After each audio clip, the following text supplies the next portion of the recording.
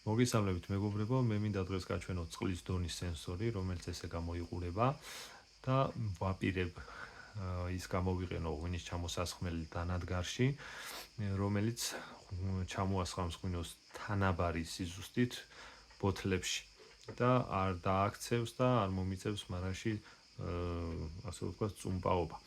აბა ვნახოთ ახლა პრაქტიკაში ეს როგორი იმუშავებს.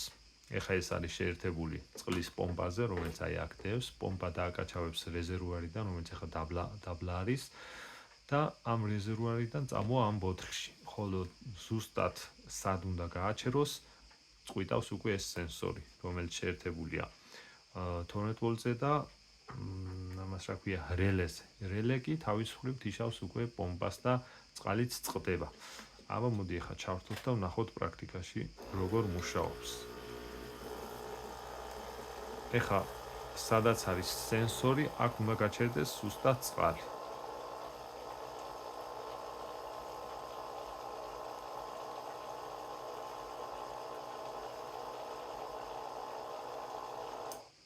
აი გაჩერდა. ავწიოთ ცოტა ზემოთ.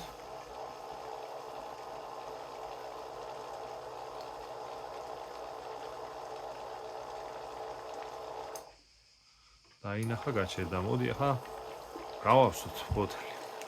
ღვინის ბოთლს ხო გავსება დაჭირდება და ვნახოთ გავსებს თუ არა. თუ არ გავსებს, უკვე გამოიქცევა და დასველდება ყველაფერი. არის თუ არა სანდო, აბა ვნახოთ. დროის რელემ არ გაამართლა, სხვადასხვა დროში მოდიოდა და ხანდახან აკლებდა, ხანდახან გადმოდიოდა და უკვე ამ სენსორმა უნდა მოაგვაროს ეს პრობლემები. წავიდეთ ზემოთ. მოდი აქ გავაჩეროთ.